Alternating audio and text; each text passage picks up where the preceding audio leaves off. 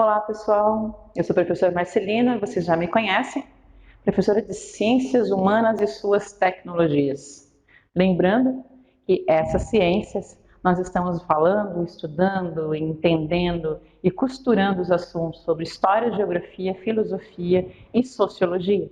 Nós estamos na aula 7, o mundo urbano e industrial. Você está assistindo a aula 7 agora comigo, você assistiu a aula anterior e vai perceber que essa sequência de raciocínio, temas e fatos vai te ajudar a compreender mais o nosso mundo atual. Vamos começar esta aula observando essas duas imagens. A primeira imagem é de Debré, um pintor francês que vai registrar o cotidiano, a vida comum das pessoas, não somente dos negros, mas do Brasil colonial. O que você observa nessa imagem?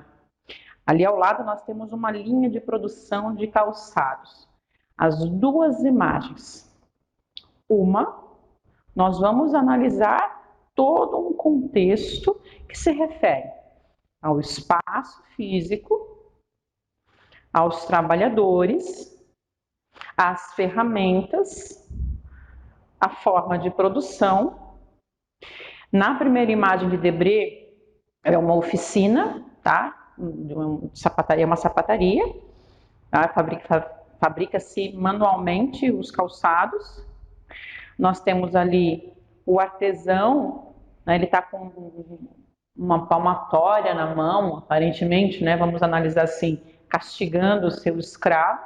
A mão de obra ali é escrava, mas é uma produção artesanal. As ferramentas ali manuais, nós estamos vendo um deles parece que está costurando alguma coisa, uma peça, o outro está com algo que vamos chamar de martelo. Eles estão ali alheios à situação que está acontecendo. Nós temos ali ao lado a presença de uma mulher com uma criança, então a gente observa que esta oficina ela faz parte de uma das peças, dos cômodos da casa. Então, o dono dessa oficina, ele trabalhava ali dentro da sua propriedade. Observe que tem ali do lado direito um par de botas pendurado, né? E ali em cima nós temos vários moldezinhos parecendo pezinhos, né, de calçados. Na imagem ao lado, nós temos no mesmo espaço, usando um uniforme. Elas estão ali trabalhando com costura, organização, são moldes de peça. Ali está bem iluminado. Nós não analisamos ali, não é o trabalho escravo. Elas estão sentadas para produzir, né, a sua função. Vamos entender que esta imagem ali é um trabalho em série, cada mesa ou cada parte ali está desenvolvendo uma das partes da produção deste calçado. Gente, por que eu começo com essa imagem, tá? Com essas imagens? Nós vamos falar ali sobre as coisas que nos cercam, as máquinas que nos cercam. Na aula anterior eu perguntei para vocês assim, você já parou para pensar em todas as coisas que você consome e precisa assim que você acorda?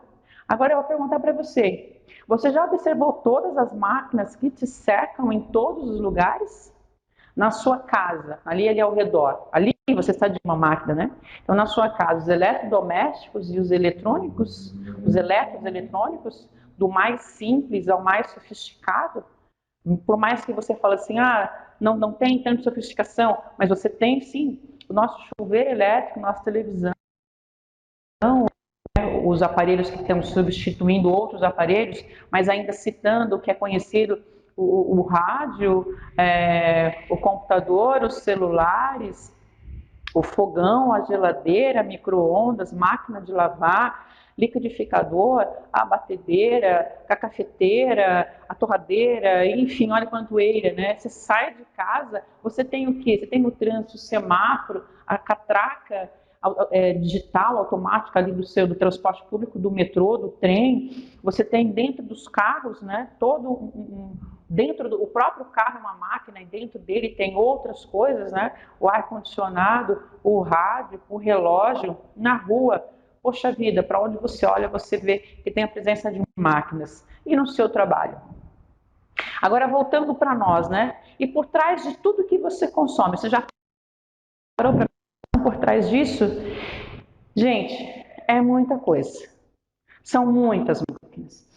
E o celular? Olha essa imagem que eu trouxe para vocês. Eu costumo dizer, e acredito que não sou eu apenas que falo isso, né?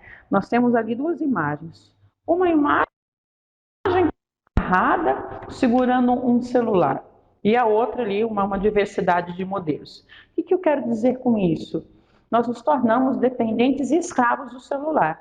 Isso não é uma crítica em relação ao uso de redes sociais ou meio de comunicação, não. Eu falo isso por situações que eu já me encontrei e já vi pessoas próximas, ou relatos de outras pessoas que se encontraram com problemas por depender deste aparelho, que nos serve de uma forma positiva, mas que, por um outro lado, fez com que nós deixássemos de usar a nossa própria capacidade de raciocínio, de mentalização.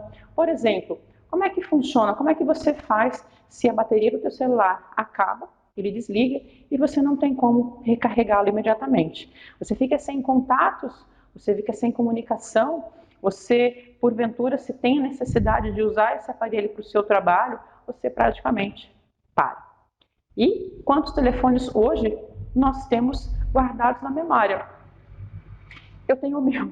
Eu só sei o número do meu celular, eu não tenho nenhum número. Eu admiro muito quem ainda possa falar, eu sei vários, mas é comum que não se saiba. Ali o teu celular, ele armazena uma porção de coisas. Então nós estamos ali tão dependentes e tão próximos dessas máquinas hoje que guia nosso trabalho, que guia o nosso dia a dia. Mas assim, essas máquinas surgiram quando? Gente, nós tivemos algumas aulas anteriores, que foi a aula 3, se eu não me engano, nós falamos um pouquinho sobre a evolução de organização social de alguns grupos. Quando nós vimos sobre existia um deles que era chamado de Homo habilis, que foi a espécie de hominídeos que desenvolveu a habilidade com os dedos, com as mãos, o pinçar, o dedilhar, o agarrar, segurar, o torcer, pressionar. Olha só, os braços e as mãos é uma ferramenta que o homem começou a usar. Eu trouxe para vocês algumas imagens, né, ali do período da pedra lascada. O homem começa a criar essas ferramentas para que vamos chamar de extensão das suas mãos e dos seus braços. As ferramentas que eles vão usar vão ser feitas à base de pedra, osso e pau. E ao analisar esses objetos, eles vão melhorando esses objetos. Com o passar do tempo,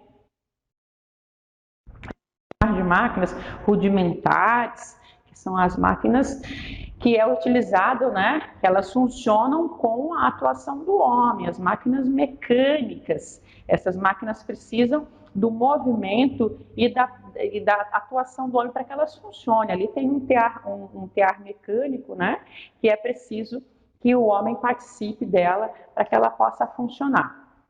Legal? E isso vai ter uma evolução, certo? Isso vai dar uma continuidade.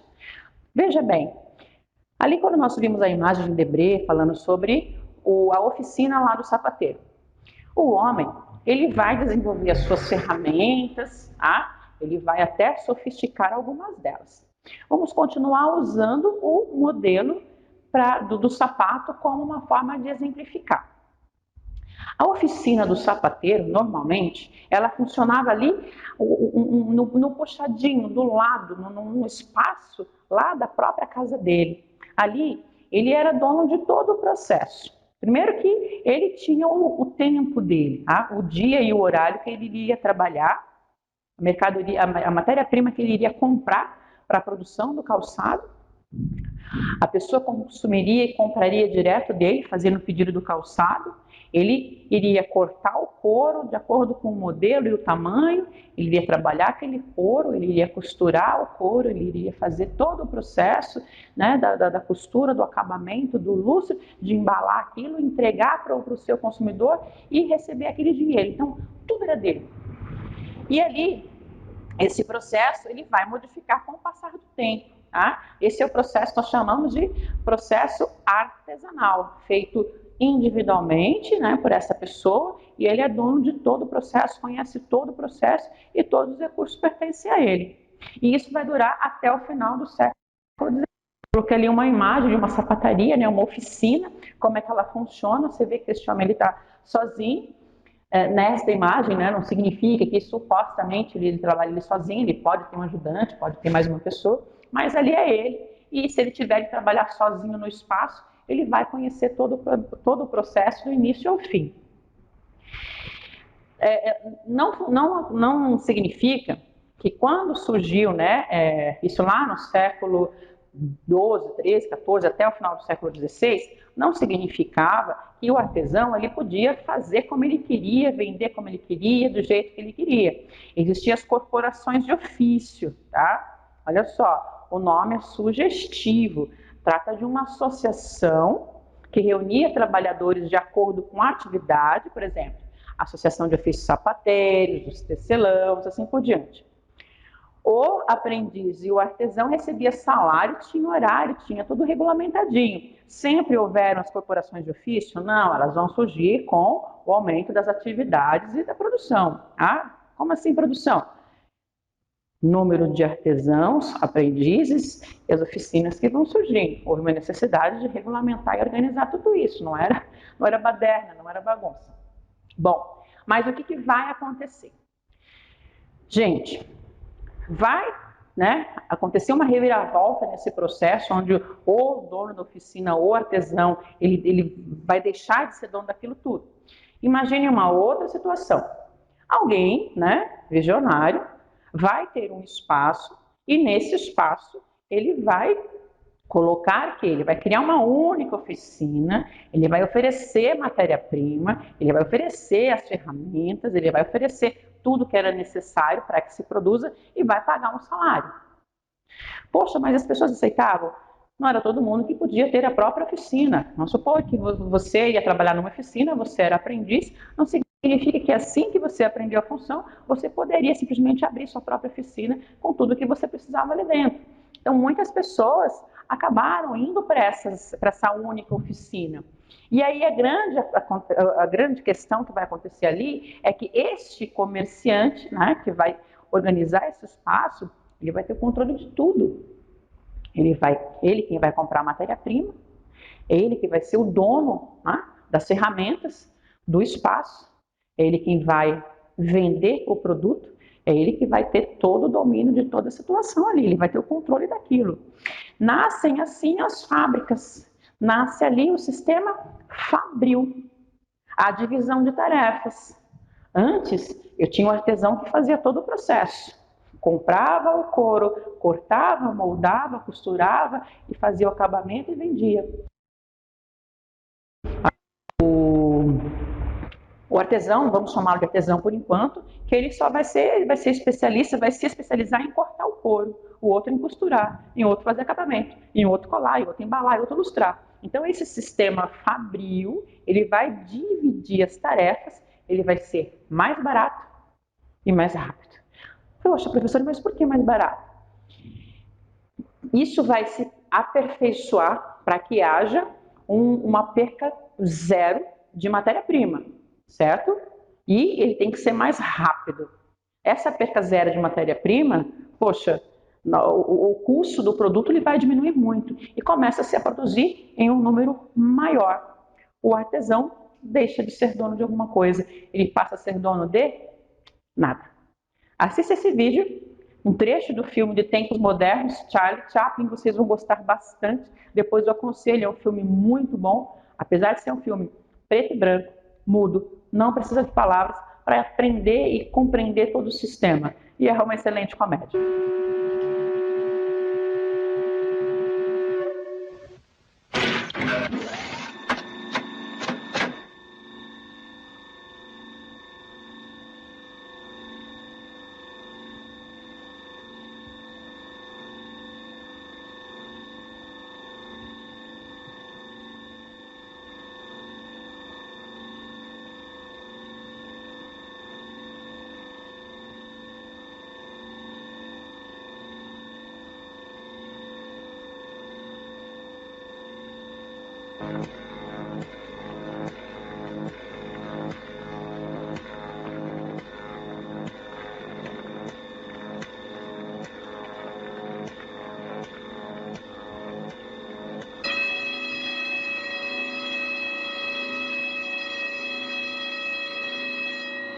Sección 5, aumente velocidad a 4-1.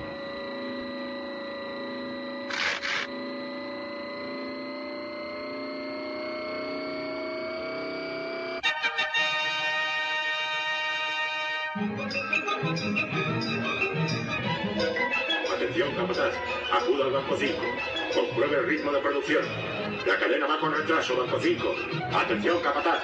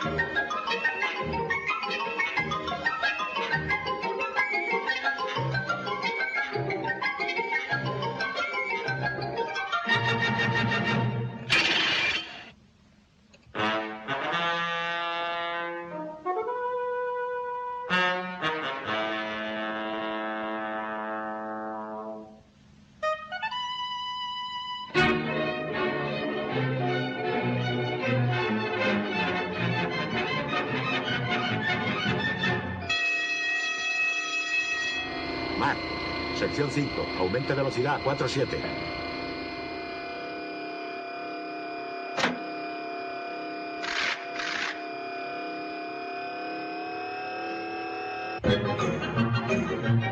Philip Perkins. Philip Perkins.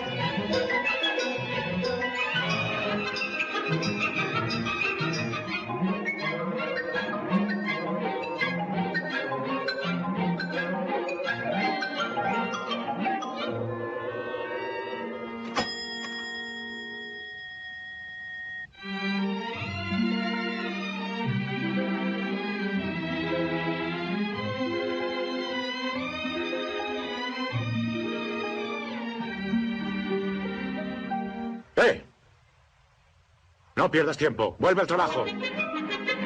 ¡Vamos!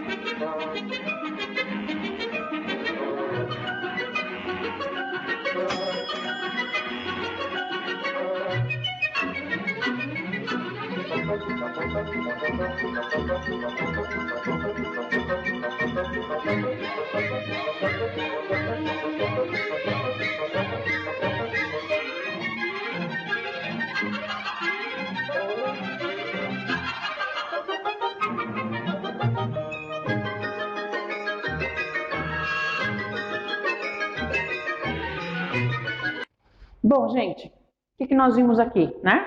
Vocês viram ali naquele trecho do filme Charlie Chaplin, ele numa esteira, num trabalho frenético, desenvolvendo uma única atividade, que era dar uma pirada. Vocês viram ali que naquele trechinho tem uma máquina que funciona, já não estou falando mais de um tear mecânico que precisa da participação de uma pessoa. Aquilo já são as máquinas que evoluíram nesse processo, certo? Muito bem. As primeiras máquinas, as máquinas elas vão deixar de ser mecânicas, usadas pela força humana, né, que seria a força motriz, ela passa a funcionar através da energia a vapor. Vamos ver como é que funciona, né? Olha que bacana essa imagem, bem simples. O calor vai aquecer a água vai passar por um estado gasoso, né, que é o vapor. Essa pressão do vapor ali para sair numa caldeira fechada, vocês podem perceber que só tem um único espacinho para ela passar. Ela passa com tamanha velocidade. Dentro daquele, vamos chamar de tubo, né, tem um pistão e o vapor vai ficar pressionando o pistão. Esse pistão, para onde o vapor vai constantemente, por isso tem que ter sempre água e o fogo sempre aceso, ele vai gerar tanta força que vai movimentar aquela roenda, aquela esfera, e ela vai girar e vai ser o que vai movimentar uma máquina. Surge assim as máquinas a vapor dentro das fábricas e fora delas. Vai ser revolucionário, gente. A máquina a vapor não somente vai revolucionar a produção dentro das fábricas, mas os meios de transporte, para poder levar isso que produz para algum lugar. Um exemplo que vai marcar esse processo é o transporte, a locomotiva, o trem a vapor. Olha essa imagem.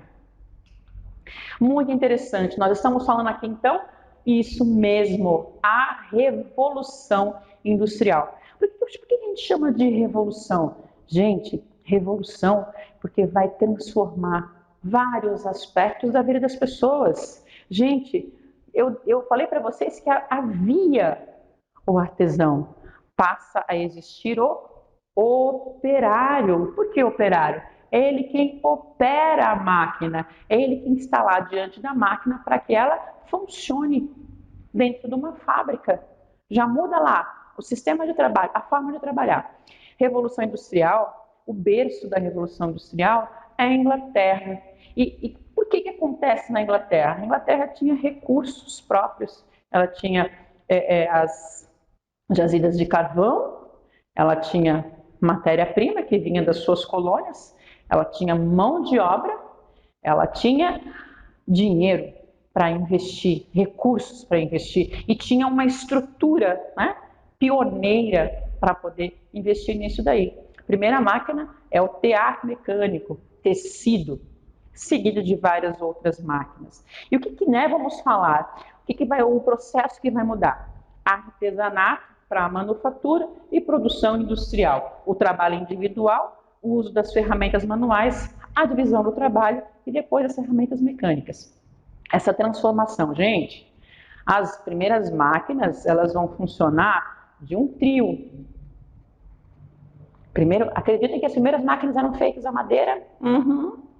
E ela funcionava a vapor, carvão, queimava, era um sufoco. Várias ofertas de quem vir aqui e conseguir resolver todo esse problema aqui, vai receber uma grande quantia de dinheiro. Investia-se, incentivava as pessoas para novas invenções. Não sei se vocês conhecem, tem um personagem da Walt Disney que é um inventor. Ele é um maluco, ele é um professor. Ele inventa um monte, é um personagem que realmente é chamado de professor. Ele inventa um monte de maquinários e parafernálias. Ele realmente é o símbolo desta fase da história da Revolução Industrial. Então, essas máquinas que antes eram feitas a madeira, ela passa a ser feita a ferro. Tá? E aí ela vai funcionar à base de carvão. Isso, o carvão é o que vai alimentar aquela caldeira que vai gerar o vapor que vai fazer funcionar essas máquinas. Gente, revolucionário. Surge então, o que vai mudar na vida das pessoas? Surge o operário fabril.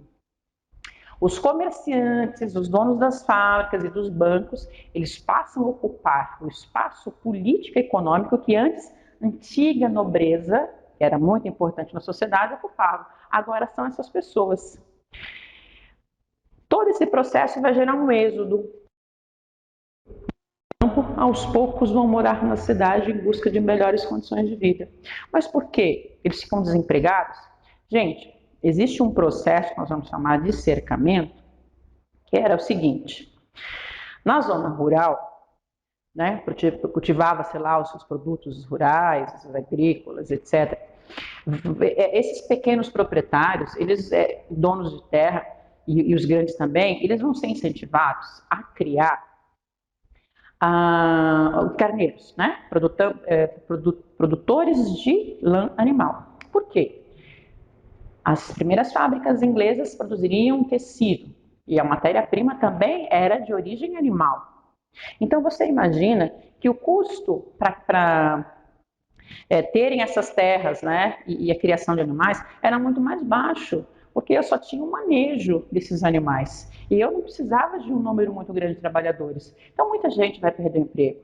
E não somente essas pessoas que trabalhavam nessas propriedades como agricultores perdem o seu trabalho, como as pequenas propriedades vizinhas, elas vão sendo compradas e adquiridas aos poucos. E aquela cerquinha onde era, né? Imagina assim, eu crio carneiros, eu tenho cercas para poder cuidar dos meus animais. Quanto mais terras eu compro, maior aumenta a minha cerca. Então, vários pequenos proprietários de terra, acabam sendo expulsos do campo. Além disso, ao passo que havia né, o surgimento de máquinas, no campo também, e essas máquinas, essa evolução dessas máquinas também vai substituir a mão de obra. Essa gente migra para a cidade. E essa gente migra para a cidade para ocupar esses trabalhos, né? Essas funções, para ser operário. Em péssimas condições, é claro, em péssimas condições, mas é o que tinham.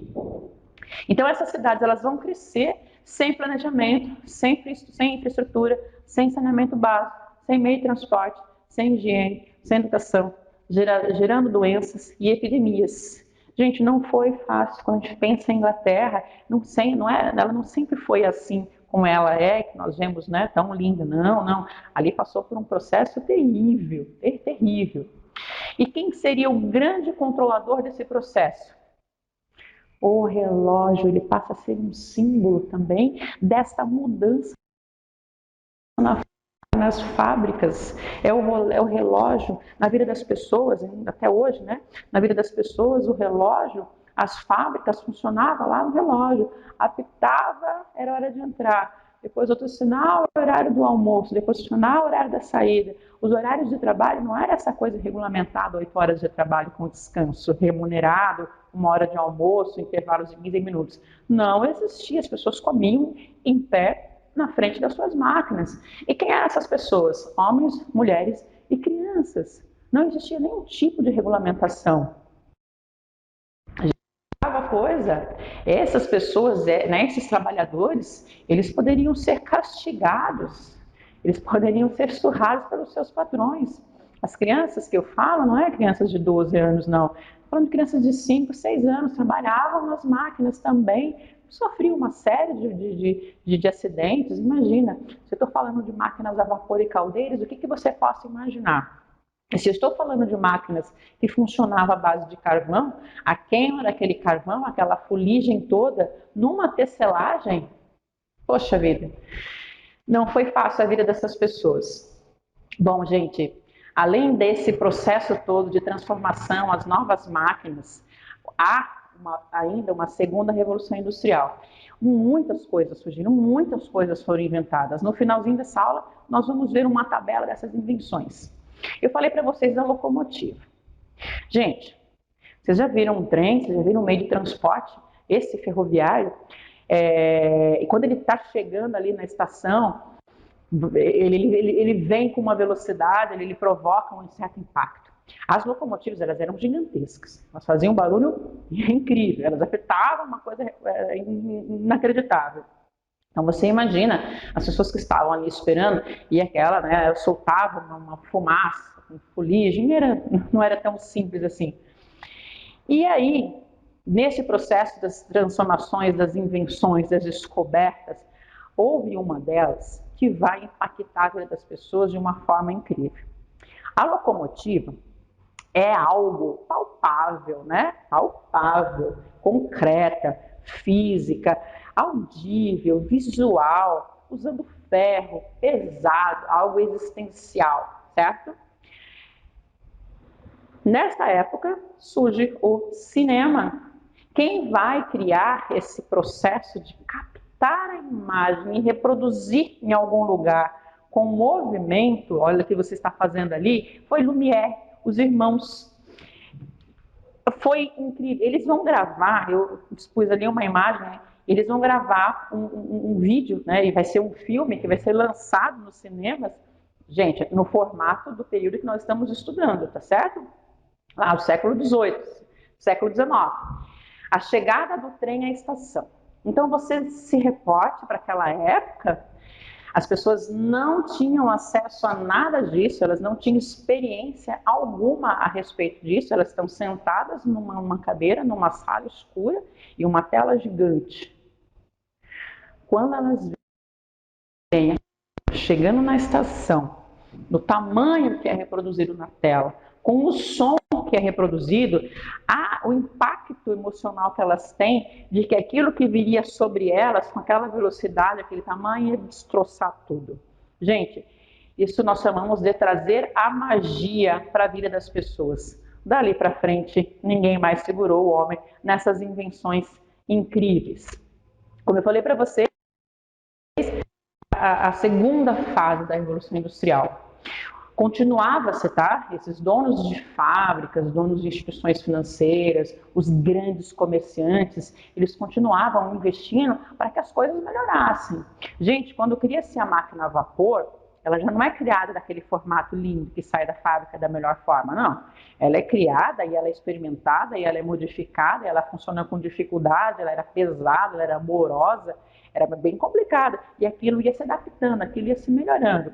A segunda fase da Revolução Industrial, ela vai ocorrer com novas descobertas, porque o investimento em novas tecnologias, tanto na ciência quanto a ciência química, ele sempre foi muito grande neste período. As grandes transformações impactaram mais naquela época do que na nossa época. Por exemplo, se é lançado um celular aí com recursos que a gente nem consegue imaginar, eles não vão nos chocar, como chocou as pessoas quando ele foi criado e inventado. Bom, a segunda fase da Revolução Industrial é quando descobre-se novas fontes de energia, que é o petróleo e a eletricidade. O petróleo, aí o seu derivado, a gasolina, o diesel, depois a eletricidade vai substituir o vapor e as máquinas vão ficar mais potentes, mais rápidas, vai aumentar a produção industrial em grande escala. Além disso, a invenção do aço, as máquinas ficam mais leves. Olha, é inacreditável esse processo da segunda revolução industrial. A indústria química também vai investir e vai produzir uma série de coisas. Veja bem, eu tenho as máquinas mais leves, mais rápidas, mais potentes, produzindo mais. Que maravilha! Mas faltava um ingrediente. Se eu estou inventando máquinas para que elas produzam mais, eu vou levar para onde? Tudo isso que eu produzo a mais. Eu preciso de mercado consumidor. E se eu tenho mercado consumidor, eu preciso de mais matéria-prima. Então, eu preciso de mais matéria-prima, mercado consumidor e mão de obra. Eis aí o neocolonialismo, a repartição da África e da Ásia, fontes riquíssimas de mão de obra e matéria-prima. Mercado consumidor, sim, né? Era mais América ao mercado consumidor do que a própria África. Bom, vamos lá. Eu falei que a vida vai mudar bastante. Deixa de ser artesão para ser operário. Mudança do campo para a cidade. Um sistema dinâmico de vida controlado pelo relógio. As cidades também vão mudar. Com essas invenções, com essas novas tecnologias, os serviços oferecidos na cidade, eles passam a chamar a atenção e facilitar a vida das pessoas. Não posso dizer de todas, né? Porque nós ainda temos aí nesse nosso mundo, em 2018, lugares onde a energia elétrica não chegou. Por exemplo, energia elétrica e o uso das lâmpadas. Isso foi uma novidade incrível, que chamou atenção e facilitou muito a vida das pessoas. O transporte coletivo. Assim, os motores a gasolina, né? Depois a diesel, e a invenção, né, e o uso de pneus e borrachas vai viabilizar o surgimento dos automóveis e dos ônibus coletivos. É claro que ainda já havia, né, os bondes elétricos, e essa criação foi para viabilizar o transporte desses trabalhadores para as fábricas. Outra coisa que vai facilitar, e as cidades vão passar a ser um lugar assim muito interessante, um lugar de progresso, de prosperidade, de desenvolvimento, de telefone, o telégrafo, o cinema. Gente, além disso, as descobertas das vacinas, dos remédios, uma nova forma de cuidar da vida, higiene, os bons hábitos, o ir ao médico, o ir a pensar em lazer, a praticar esportes, a buscar lugares onde a vida fosse mais saudável, porque a cidade, apesar de estar ali tão distante do campo, as pessoas buscam também na cidade a qualidade de vida. E esse cenário, o cenário das cidades, eles vão ser transformados. Antes, nós tínhamos um cenário e uma vista verde. E olha o que nós passamos a ter. Essa é uma imagem, uma reprodução da Terra. Olhem comigo. O que vocês estão observando? Apesar dela, né, estar colorida, eu tenho uma multiplicação de fábricas, chaminés, emissão de, né, poluição, um número muito grande de embarcações, objetivando ali o transporte. E lá no fundo, apesar de aparentar as montanhas, elas nem estão verdes. Este problema que ocorreu na Inglaterra depois vai ocorrer no restante da Europa, né? O berço da Revolução Industrial é na Inglaterra e ali aos poucos vai se estendendo para outros lugares na Europa. Foi bem complicado, a poluição ela veio assim com tudo e era algo que as pessoas não estavam acostumadas. O cenário cinza, né, que a Inglaterra passou a ser pintada, ele foi registrado depois por muitos artistas, como uma forma de crítica do quão a vida urbana também estava cobrando este preço por essa Revolução Industrial. Como eu falei para vocês, vamos dar uma olhadinha nessa tabela. O que nós temos aqui, né? Olha só, eu vou direto ali. Locomotiva elétrica, 1879. Primeira locomotiva a vapor, 1825. 1837, o fogão a gás. 1866, olha essa dinamite. 1900, gente, surge o metrô em Paris. Falando em metrô em Paris, a Inglaterra, como é que ela vai fazer para que toda a produção industrial dela se escoe? Não era só, né? Olha só, primeiro o meio de transporte foi a locomotiva. Quando a locomotiva passou a tornar-se, né, mais rápida e eficiente, ela também passa a transportar pessoas. Lugares que não tinham contato, as pessoas passaram a ter informação e acesso ao que estava acontecendo, às novidades que estavam acontecendo. A malha ferroviária da Inglaterra, ela era inacreditável para a época. Tanto que ela passou a exportar a malha ferroviária. Sabe que o Brasil foi um dos que teve a presença dessa experiência ferroviária. São Paulo Company Way, e também teve no Rio de Janeiro, em outros lugares no Brasil, que nós recebemos ali essa experiência das malhas ferroviárias para viabilizar uma forma de transporte seguro, mais rápido e não poluente. Será porque, né, isso ainda não deu continuidade ao investimento em nosso país? Então, gente, vocês vão ter sugestões de vídeos falando sobre o trabalho infantil, sobre como as fábricas funcionavam, como era o sistema fabril. A Revolução Industrial, ela vai trazer, né, e ela não vai parar, chama-se da Revolução Tecnológica, a última Revolução Industrial, que é a tecnológica, a nano, né, os mínimos partículas e um mundo ali que nunca mais, eu acredito que esse processo das invenções, inovações e melhorias não vão parar por aí. Haja visto que nós estamos aqui um olhando para o outro, né?